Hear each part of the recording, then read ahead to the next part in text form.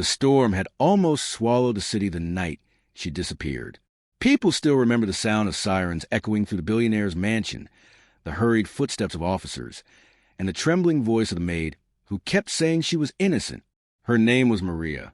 For years, she had been known as the quiet, gentle housemaid who never raised her voice, never argued, and never imagined that the family she served would one day accuse her of a crime she didn't commit.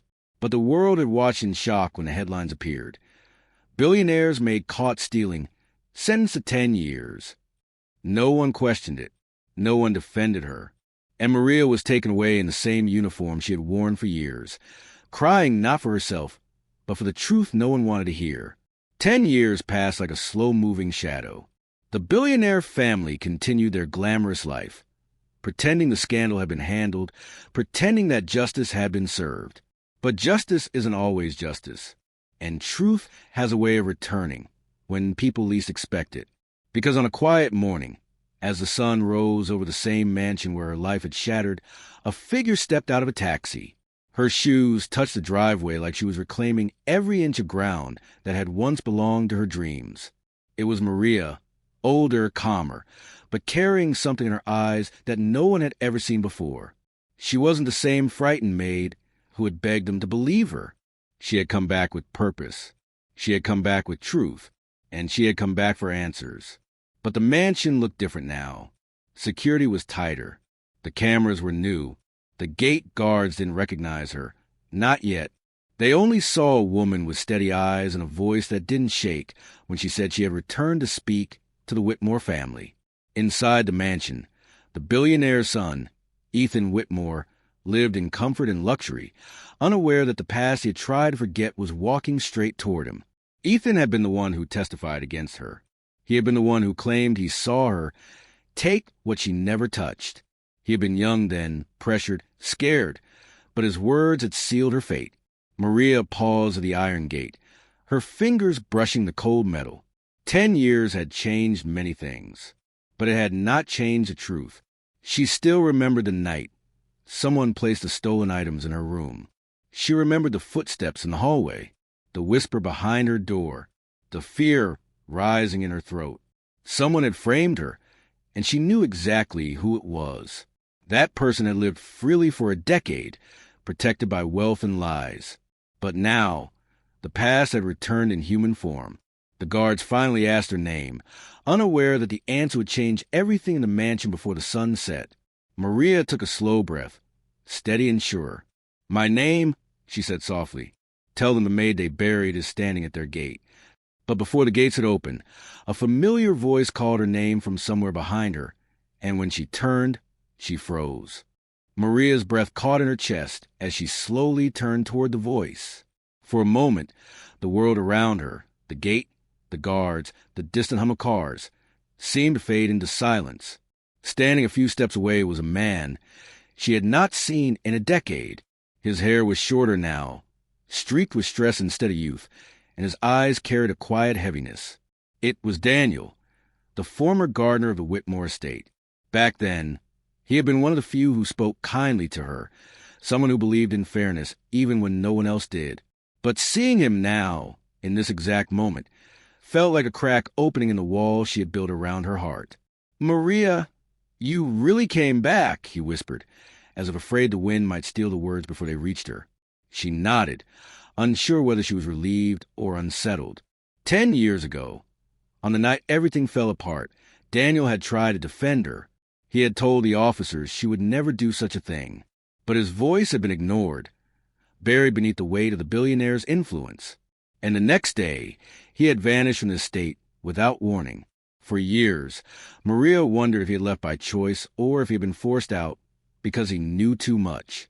"You shouldn't be here," Daniel said, glancing nervously at the guardhouse.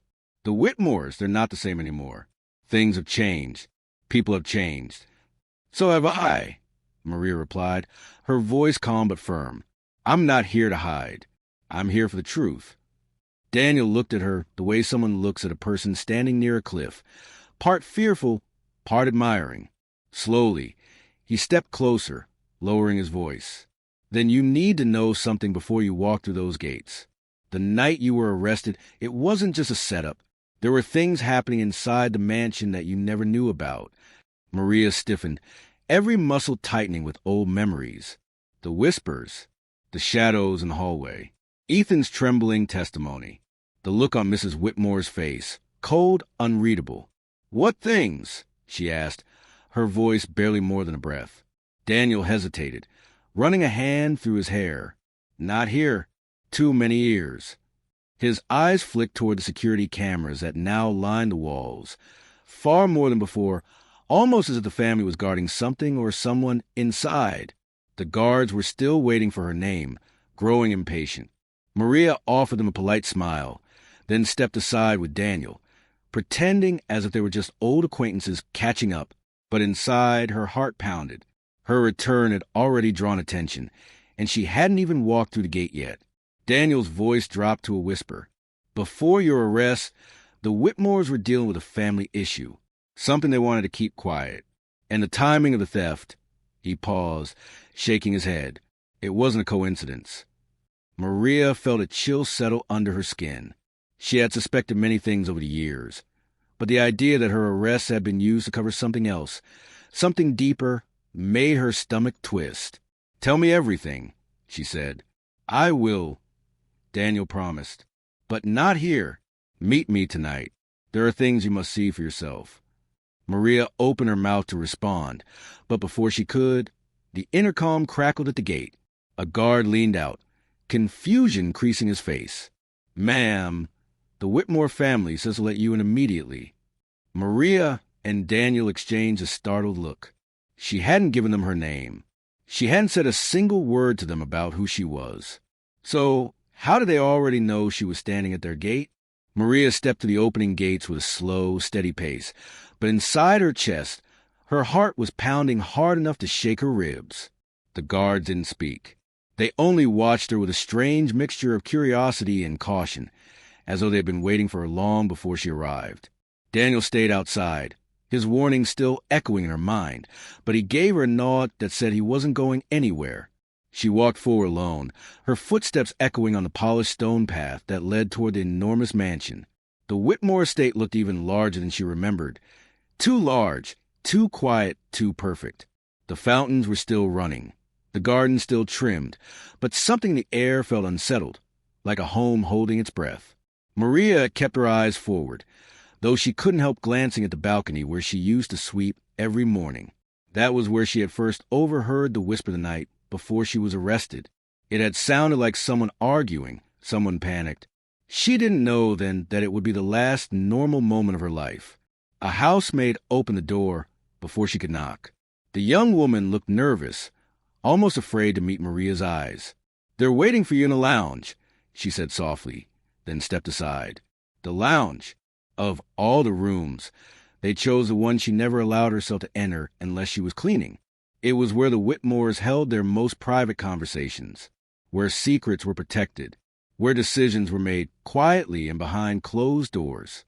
Maria stepped inside, and the familiar scent of polished wood and lavender oil struck her like a memory she didn't ask for. Ethan Whitmore stood near the fireplace, his hands shoved into his pockets, his jaw tight. He was older now, no longer the uncertain young man who had testified against her, but the guilt in his eyes. She recognized that instantly. "Maria," he said, almost whispering her name like it carried weight. "You came back." She didn't respond. She only watched him, waiting. Before Ethan could speak again, Mr. Whitmore entered the room. His posture was sharp, his expression unreadable, his presence filling the space the same way it had the night she was taken away. Beside him, Mrs. Whitmore walked in slowly, her hands clasped tightly in front of her, her eyes thin and searching. No one sat. No one smiled. The tension felt like a thick fog. "You must have questions," Mr. Whitmore said finally. Maria studied him closely. He didn't look surprised to see her. He didn't look angry either. He looked prepared. "I do," she said quietly. "Starting with why you asked them to let me in before I even gave my name." Ethan shifted uncomfortably. Mrs. Whitmore lowered her gaze. Mr. Whitmore only sighed. "Some matters from the past never truly leave us, Maria, and some return." The words made her skin prickle. Before she could speak, Mrs. Whitmore finally lifted her eyes. "Something happened the night you were arrested. Something we didn't expect. And we're not the only ones who know you're back." Maria frowned. "Who else knows?" Ethan swallowed hard. "Someone's been watching this house for days. We didn't know why until you showed up." She felt the room tilt ever so slightly. "Watching the house? For her? Why?" she asked, her voice barely steady. Mr. Whitmore exchanged a tense glance with his son. "Because the person who framed you wasn't acting alone." Maria's breath caught. Mrs. Whitmore stepped closer, her voice trembling. "And the person who helped them is still inside this mansion." The room fell silent, heavy and cold, as the meaning settled over her like a shadow she couldn't escape. The air inside the lounge grew heavier, pressing against Maria's chest as if the walls themselves were listening. She tried to read their faces, looking for any clue, guilt, fear, regret. But all she saw was something colder, something shaped by years of silence. The idea that someone inside the mansion had helped frame her made her stomach twist. She had spent 10 years trying to forget the echo of footsteps in the hallway, the rustle of someone leaving her room moments before the police burst in. Now those memories felt painfully real again. "Who?" Maria asked quietly, though she already felt the answer waiting like a shadow behind her. Mr. Whitmore exhaled slowly. "We can't say yet. Not until we know what they want now that you've returned." Ethan stepped forward nervously. "Maria, there's something you need to see. Something we never showed the police." Her eyes snapped to his. "You had evidence?"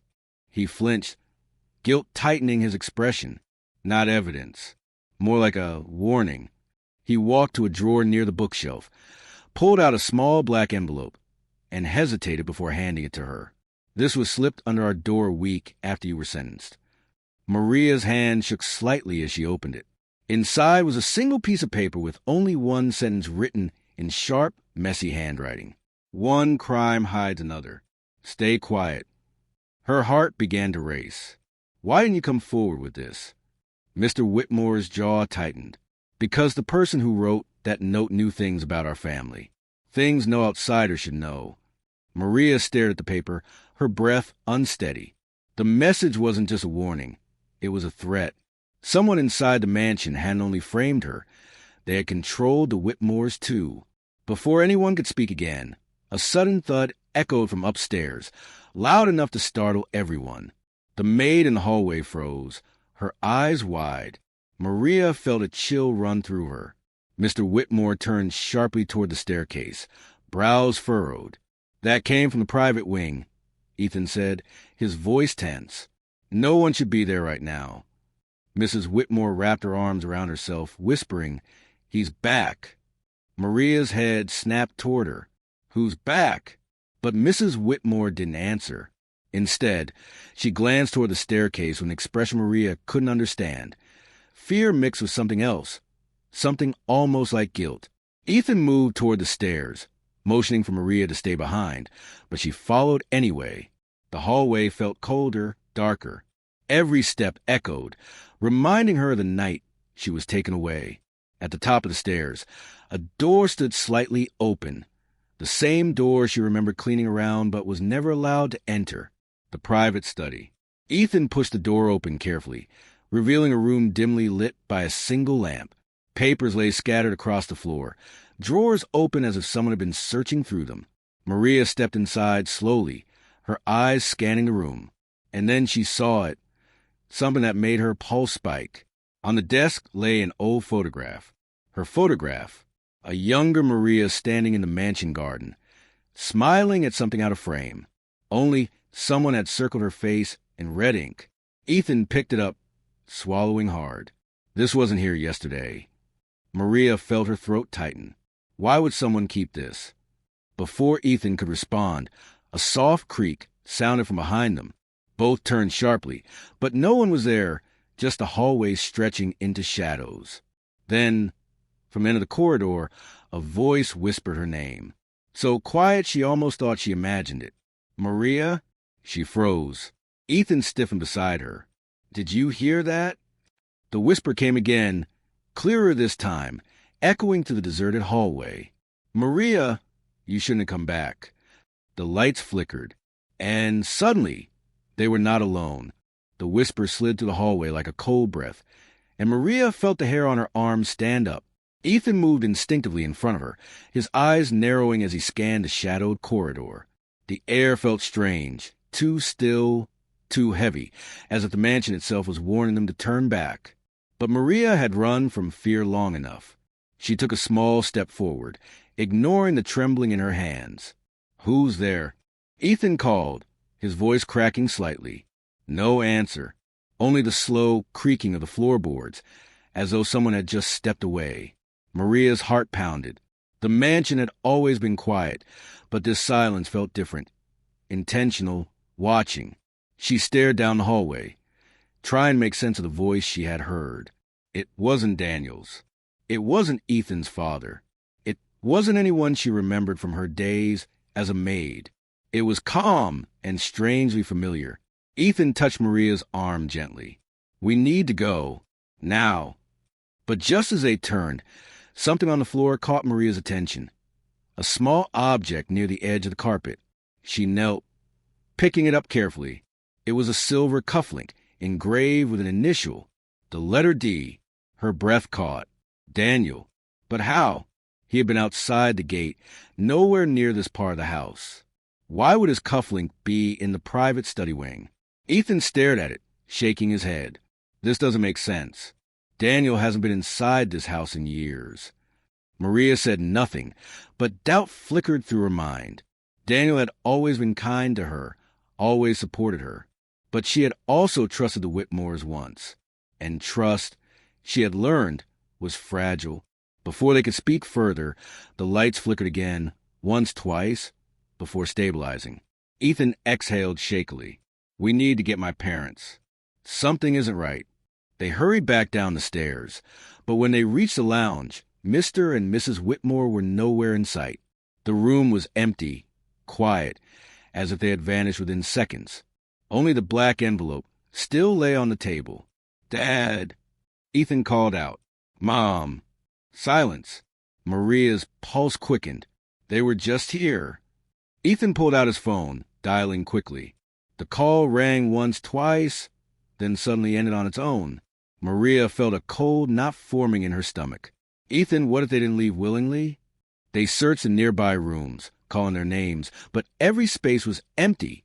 No footsteps, no voices, no signs of struggle. It was as if the house had swallowed them whole. Then Maria noticed something, muddy footprints trailing from the back hallway. She followed them slowly, Ethan close behind. They led to a side door she remembered cleaning years ago, the one that opened to the older storage wing of the mansion. The place hadn't been used in a long time. Even back then, staff whispered that the Whitmores kept private matters there. The door was slightly open. Maria exchanged a tense look with Ethan before pushing it wider. A cold draft rolled out, carrying the faint smell of dust and something else, something metallic. They stepped inside carefully, their footsteps echoing in the dim corridor. The storage wing was darker than she remembered, the lights flickering weakly. Boxes lined the walls, some with dates from years ago. Others had no labels at all. And then Maria saw it. One of the boxes was open. The contents spilled across the floor. Old security tapes. Rows of them, all dated from the year she was arrested. Ethan knelt, picking one up. These were supposed to have been deleted. Maria's breath hitched. Why would someone hide them here? Before Ethan could answer, a deep voice echoed from the far end of the corridor. Because someone didn't want the truth getting out. Both spun around. A figure stepped out from the shadows, slowly, confidently, revealing a face Maria never expected to see. The person she had trusted. The person Daniel warned her about. And the last person she imagined would be standing inside the mansion's darkest wing. "Maria," the figure said, eyes cold, "you should have stayed away." The truth hit her like a blow. The second betrayal had been standing beside her all along. Maria's breath caught as a figure stepped fully into the dim light, revealing a face she once trusted more than anyone inside that mansion. It was Daniel, the gentle gardener. The man who had always defended her. The man who had warned her only hours earlier. But now his expression was different, calm, firm, almost hollow. "Daniel?" Ethan's voice cracked. "What are you doing here?" Daniel didn't answer at first. He simply walked closer, his footsteps slow and steady. Maria felt a strange mix of disbelief and sadness. "You were at the gate," she whispered. "You told me to meet you later. You said you were helping me." "I was," Daniel said quietly. "In my own way." Maria shook her head, still trying to make sense of it. But the cufflink, the voice upstairs, the missing Whitmores. "Daniel, what is going on?" He looked at her with eyes filled with something she couldn't name. Regret, maybe, or something deeper. "I never wanted you to get hurt, Maria. I never wanted any of this." Ethan stepped protectively in front of her. "Tell us the truth." Daniel exhaled, running a hand over his face as if the truth weighed more than he could carry. 10 years ago, the Whitmores were hiding something. A financial secret that could have destroyed them. Someone inside the house was leaking information, and they needed a distraction before the wrong people found out. Maria's heartbeat quickened. "So they framed me?" Daniel shook his head. "No, they didn't plan to. Someone else did. Someone who knew you were close to the family. Someone who knew they needed a scapegoat." Maria's mind raced. "Then who?" Daniel pointed to the open box of tapes. "The answer is on those recordings. I found them years ago and kept them hidden. I thought if the truth ever came out, I could protect you." Ethan stared at him. "Then why disappear from the mansion back then?" "Because I had to choose between exposing the Whitmores and keeping you safe," Daniel said. "You were already being blamed. If I came forward with what I knew, the people who wanted the Whitmore silence would have come after you too." Maria felt a lump rise in her throat. "You should have told me." "I couldn't," he whispered. "Not until now." Before anyone could speak, a soft sound echoed from deeper in the storage wing. A faint tapping, like someone pushing on a door. Ethan rushed toward it, opening a small side room. Inside, Mr. and Mrs. Whitmore sat tied to chairs, not hurt, just restrained. Their eyes widened with relief when they saw Ethan and Maria. "Daniel did this?" Ethan asked, shocked. Daniel raised his hands gently. "I had to keep them from interfering. They were going to hide the tapes again. I didn't harm them." Maria hurried to untie Mrs. Whitmore, who whispered shakily, "We didn't know Daniel still had the tapes. We thought everything from that year was destroyed." With trembling hands, Ethan picked up one of the tapes and slid it into the old projector mounted on the shelf. The room filled with static. Then a faint image appeared. The hallway outside Maria's old room. A figure sneaking inside, carrying the jewelry she was accused of stealing. Maria leaned forward, breathless. The figure turned. It wasn't Daniel.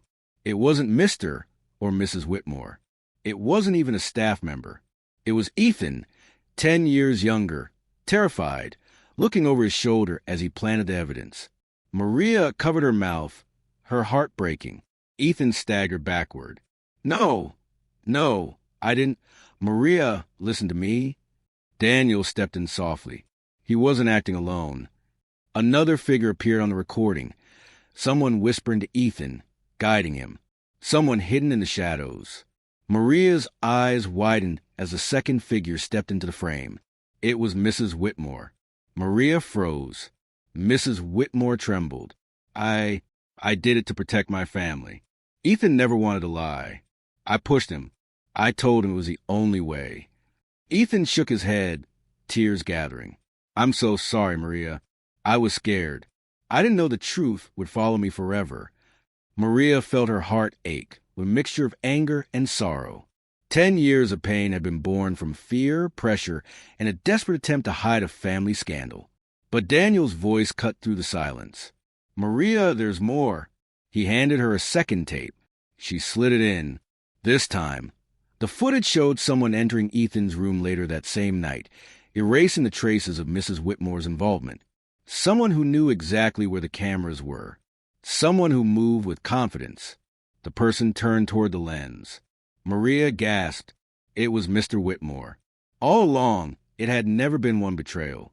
It had been an entire family, each hiding pieces of the truth from one another. and from her. But before anyone could speak again, the projector flickered, the lights dimmed, and a final image replaced the footage. A live camera feed. Someone outside the mansion gate, watching them, waiting. Maria's breath caught. The Whitmores weren't the only ones with secrets, and the real danger had just arrived. For a long moment, no one moved. The shaky live feed on the projector showed a lone figure standing at the mansion's gate, unmoving, as if waiting for permission to enter. Rain had begun to fall, blurring the edges of the grainy image, but the tension in the room was sharp and clear.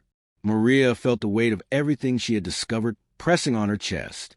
10 years of pain, confusion, and unanswered questions were now laid out before her. The Whitmores, shaken and pale, could no longer hide behind polished walls or quiet whispers. Ethan wiped his face with the back of his hand. Maria, whoever that is, they're not here to hurt you. They've been watching the house since before you returned.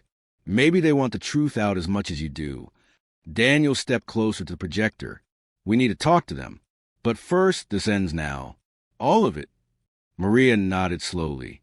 She didn't know who stood outside, but for the first time in years, she wasn't afraid of the truth anymore.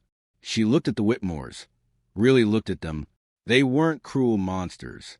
They were flawed people who made terrible choices out of fear and pride. And those choices had cost her a decade of her life. Mrs. Whitmore's voice broke the silence. Maria, I know there are no words that can fix what we did. I know saying sorry will never be enough. But you deserve to hear it. We were wrong. All of us. Mr. Whitmore swallowed hard. His voice was quieter than she had ever heard it. We will take responsibility. Publicly, legally, whatever it takes. You will have justice. Maria didn't expect those words. For years she had imagined confronting them, imagined shouting, imagined demanding answers. But now, looking at the tapes at their faces, she realized something unexpected. Revenge wasn't what she needed. Closure was. Then tell the truth, Maria said softly. All of it. Not just for me. For Ethan, too. For yourselves. They agreed.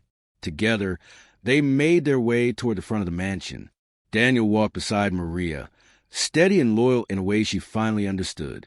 He had been protecting her from the shadows, making choices she never knew about. She squeezed his hand briefly. Thank you, she whispered, for not giving up. He smiled a little. You deserve better. Always. When they stepped outside, the rain had softened to a mist. The figure at the gate lifted their head, revealing the familiar face of the former family lawyer, someone who had disappeared the same month Maria was arrested. He held a folder under his coat, thick with documents. I came back, he said, because the truth was never meant to stay buried. I've carried these files for 10 years, waiting for the right moment. He offered the folder to Maria. Inside were records, statements, financial reports, everything proving why the Whitmores had panicked all those years ago. Everything that could clear her name completely. Maria exhaled deeply, the tension finally lifting from her shoulders. It's over, she whispered. The Whitmores nodded, and for the first time, their eyes didn't hold secrets. They held honesty. In the days that followed, the truth spread quickly.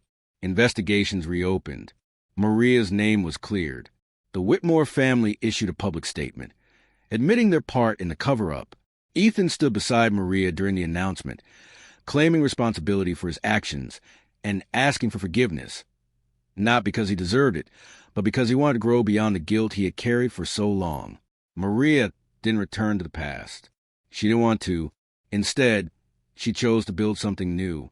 She used the compensation she received to start a small community program, helping people who had been wrongfully accused, people who felt alone the same way she once had. Daniel stayed by her side, helping her piece together a future that wasn't built on anger, but on healing. And when she walked through the city now, people didn't whisper about a crime she didn't commit. They spoke of a woman who survived 10 years of injustice and came back stronger, braver, and kinder than before. Maria learned something important through her journey. Revenge fades, but truth lasts. And sometimes the greatest victory isn't proving others wrong. It's choosing to live free, even after the world tried to chain you down. Her story, once filled with shadows, finally closed with light.